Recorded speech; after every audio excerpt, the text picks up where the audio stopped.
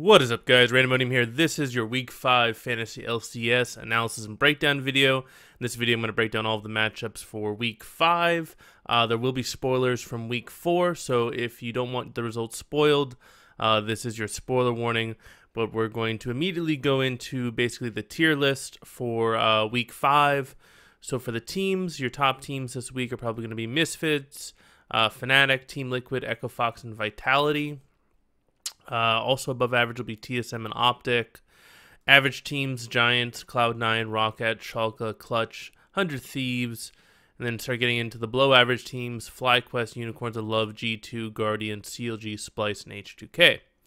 For top laners, we've got Huni is kind of in his own class at 46 points. Alpharish at 40 points behind him. Ruin at 33 points, and then we've got quite a few people who are still above average. Hanser, Soaz, Licorice, Cabo Shard, Impact, Flame. And then for the average people, Vivasachi and Solo. Starting to get into below average, Prophet, Someday, Zig, and Wonder. And then Lorlo, Darshan, White Knight, Odoamne, and Smitty J. For the jungle, Dardoch also at the top. Pretty much everyone on Echo Fox is at the top. Maxwell immediately underneath him, followed by Broxa, Xmithy, and Joko. Pride is also going to be above average this week. Average people, Acadian, Mike Young, Svenskeren, Lyra, Gilius, and Memento. And then starting getting into the more below average people, Anda, Meteos, Yankos, Cold, Contracts, Reignover, Xerxes, and Santorin. Mid lane, Phoenix is at the top, followed by Pobel, Turn, Power of Evil. And then above average, we got Fevin, Jensen, Caps, Senkux, Bjergsen, Jizuki, Betsy, Blanc, Nukeduck. Average is Fly.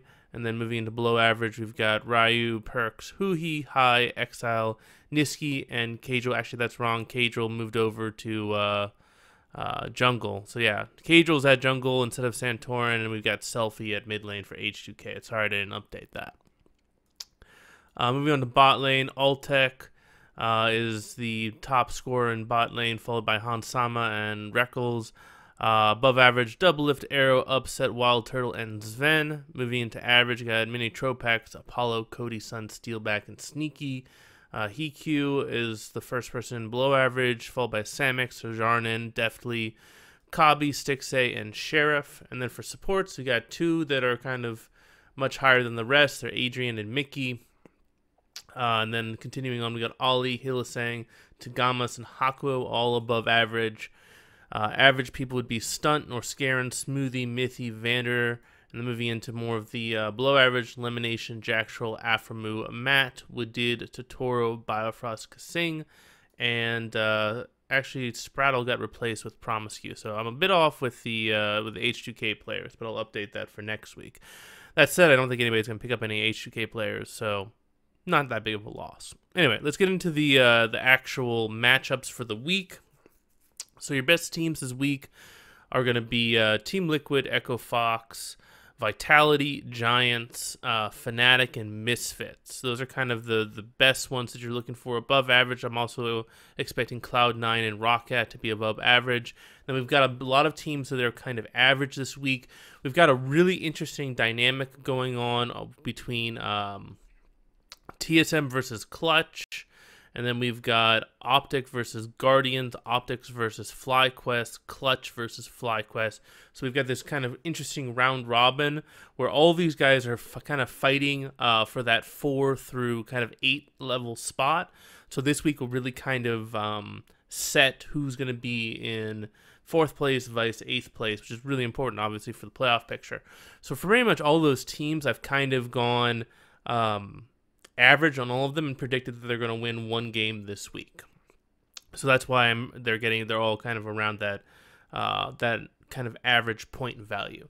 If one of these teams winds up getting 2 wins this week, then obviously their point values are going to shoot up considerably. But just for conservatism, I've assumed that pretty much every team is going to get 1 win this week. Because you can see for the probabilities for them winning one game, they're all they've got, pretty much double the chance to win 1 game as they do to win 2 games or 0 games.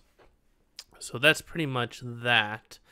We're going to go a little bit more into more detail with the the actual graphs that I have here. So I think there was a little bit of confusion with the graphs last week. So I changed risk to variance because it's not just risk, it's also reward. They're kind of always linked together.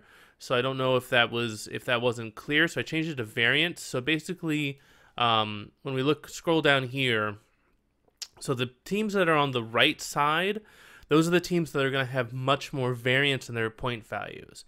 So I have their average points is where their icon is, but they could go much higher or much lower depending on the results for that week. So just keep that in mind. If you're looking for more of a safer pick, you're looking for the teams that are over here. Those are the teams that are more consistent, but are also less likely to, they're going to be in a much tighter band. The teams over on the right, those are the teams that are going to wind up being, have a ton more variance. So just keep that in mind when you're picking teams. If you need to go for more risky plays, but also potentially get higher reward for going for those risky plays, that's what you can look for.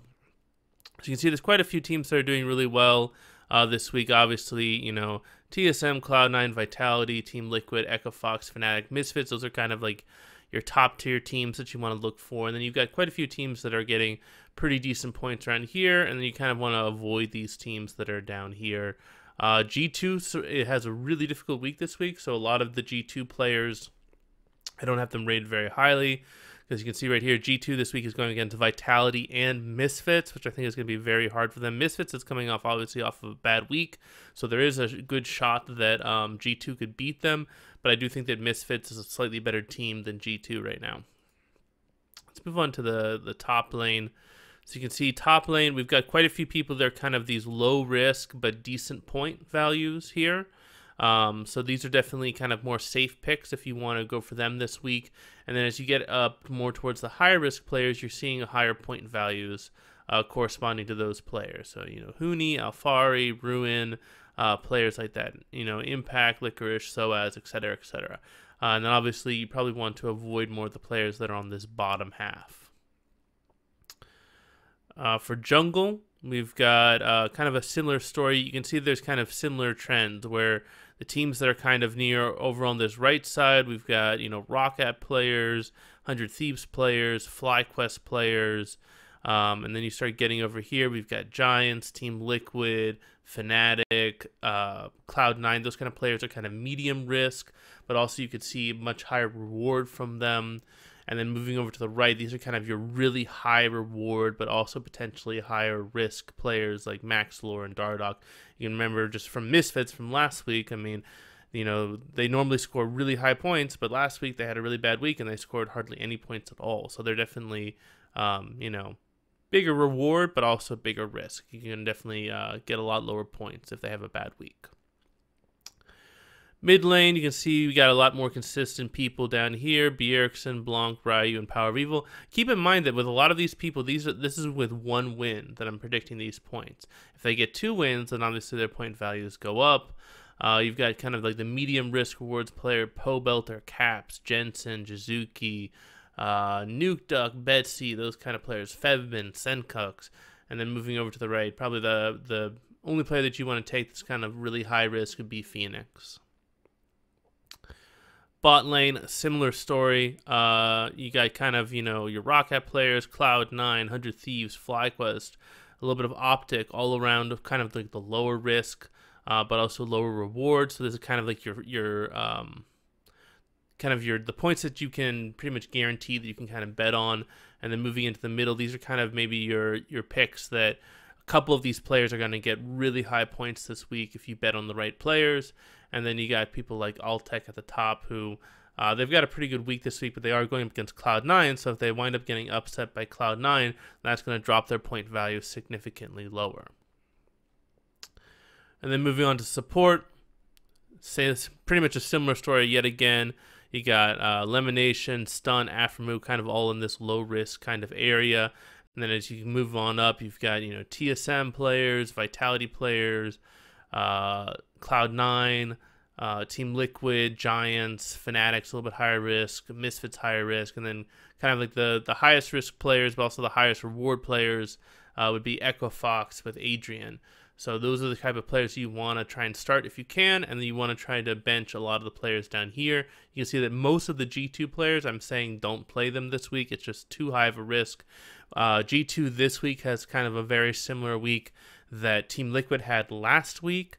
And Team Liquid, as you guys know, didn't do very well last week, and I recommended you guys not start them last week. So this week, I'm recommending that you don't start G2 players this week. So that's kind of everything in a nutshell. I'm going to show the tier list once again, so you can see that there's some pretty common themes here: Echo Fox, Misfits, Fnatic, Giants, Team Liquid.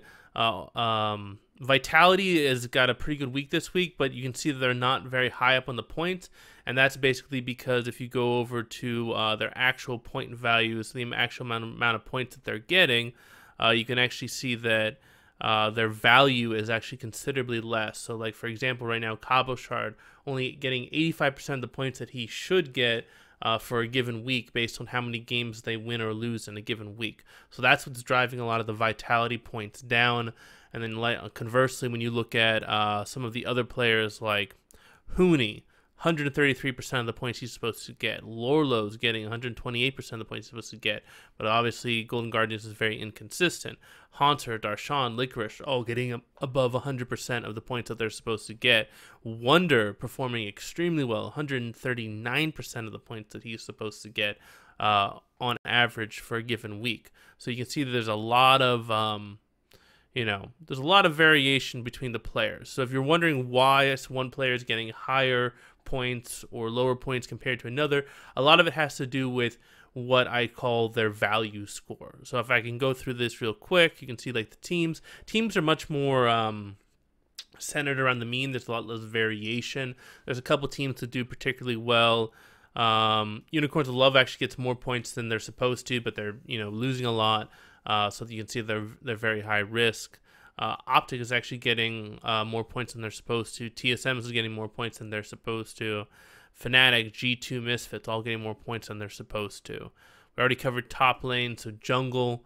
You can see we got Contracts and Dardoch are getting more points than they're supposed to on the NA side. And then Yankos, Cold are getting more points than they're supposed to on the EU side.